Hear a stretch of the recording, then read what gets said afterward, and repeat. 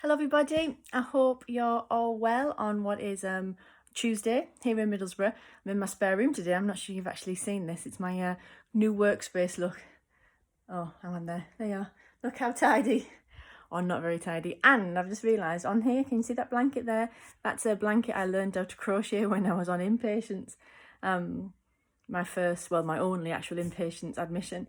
And yeah, I learned how to crochet whilst I was on there, and that's a product of it. And some people have often said to me, you see it every day, is that not an issue? But I've said before that for me, all of this is just part of the journey, and I don't really want to forget those things that have happened, because obviously that's all part of the process and part of where I am and how I am where I am today. Today's brief chat, however, is nothing about crocheting or anything such as that. I'm a bit red in the face, just got out of the shower. It's actually, I wanted to do a brief chat about takeaways. Now, I've said this a million times. If you are hitting recovery, like so many of you are, in that all-in element, and you are, just going about your day and not even thinking anything to do with kind of this gradual and phased approach that I speak about, then brilliant. I salute you. Hats off to you. Keep going. You're doing marvelously well. But I've said time and time again that all-in mentality, it just didn't work for me. I just couldn't do it. It was too fearful. So I had to do this gradual and phased exposure. And takeaways are one of the things that I think kind of really signifies and highlights how often the actual event or the actual food is the end product of what actually is a series of a lot of behaviours that we need to tackle and break and challenge and challenge and challenge and repeat and challenge before the actual, just the thought of the takeaway. So for me, takeaways were a huge issue, but there were tons of behaviours, I now know, tons of behaviours that I was cracking in other ways, or I had to crack on the process of being able to get comfortable and casual with takeaways, which I now am. All sorts of things. So it was stuff such as the fact that often takeaways are at the end of the day. So then it was that not offsetting calories, not waiting for that end result. Event planning. So for me, having these big events, having food seen on this pedestal of these really special occasions, takeaways come under that umbrella. So again, saving up, conserving calories, conserving energy before I actually got there. Someone else cooking food, someone else choosing food, oil, fat, not knowing exactly what was in it.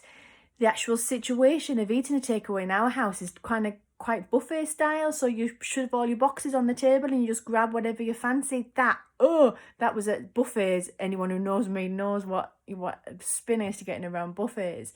Not knowing exactly when it was going to come. So you'd go and just eat and you'd order it and it'll arrive at 7:30, but it might not come till 9:00. Saving up until I got there, so you're absolutely starving hungry, but then you got beyond hunger because you were so hungry, which anorexia loved, but then you couldn't take part. The fear of letting my family down, the fear of not joining in, the fear of being on the sidelines, the fear of being different, the need for anorexia to be different. Sorry, that's my computer. That's a biggie. I was afraid of the event. No, I'm lying. I was never afraid of the event. Anorexia was desperate to be that I said before, that person who looks so proud and so wonderful because she doesn't have to eat this takeaway where I'll have salad and you lot all eat your takeaway. It's all bullshit. But you can see there are a lot of things, a lot of behaviours that lead up to that takeaway that then makes this takeaway this great big pedestaled event. So it might be worth having a think about what actually it is around the takeaway that you need to challenge and you need to break from a habit and behaviour point of view, as well as just the actual food itself. When I started to think about it in terms of the habits, for me the big one was this event, saving up for big events. It was the fact that it was on an evening.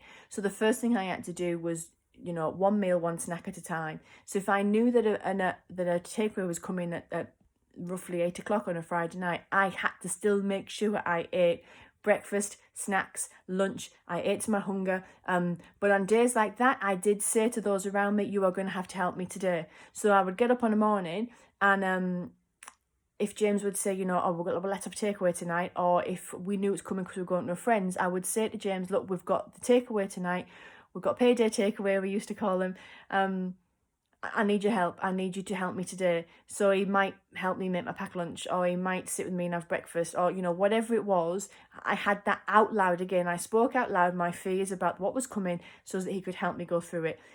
During the day, it was shit. It felt awful, but you can tolerate it. You can put up with it in order to then start to break that cycle. So the first thing I had to do was make sure that I wasn't saving stuff for the takeaway, and the takeaway wasn't just this big special amazing event, that everything else leading up to it was just as important, because my recovery needed me to get to eat regular and fuel myself properly.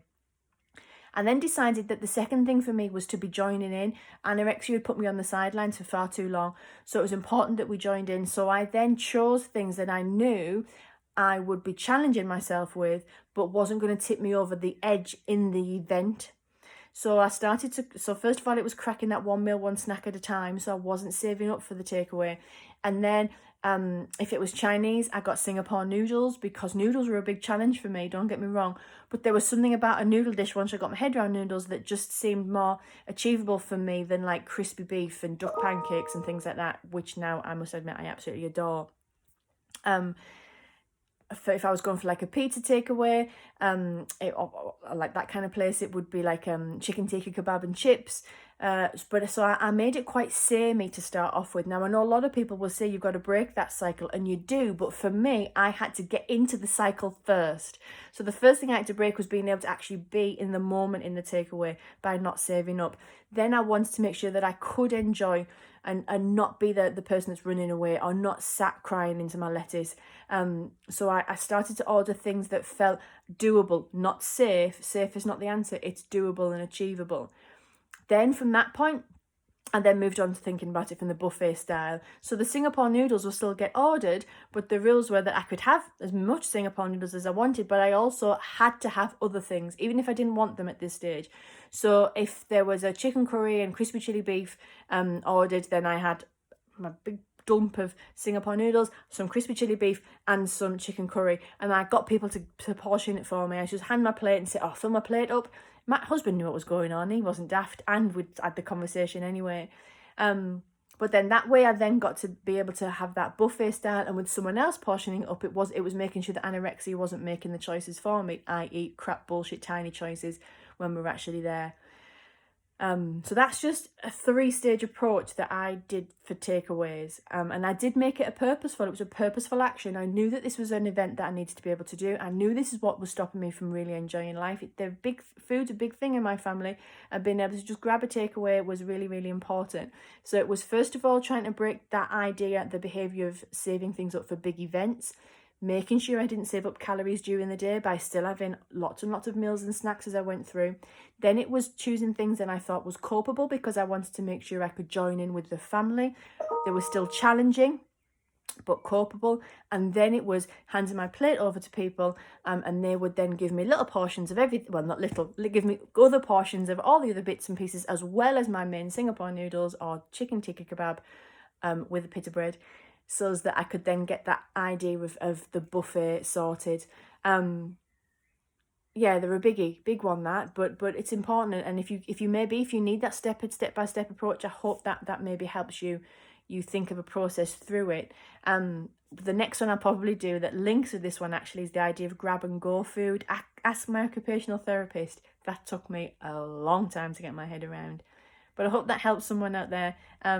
Hopefully my cheeks will die down at some point today. Enjoy the rest of your day, everybody. Take care. Bye.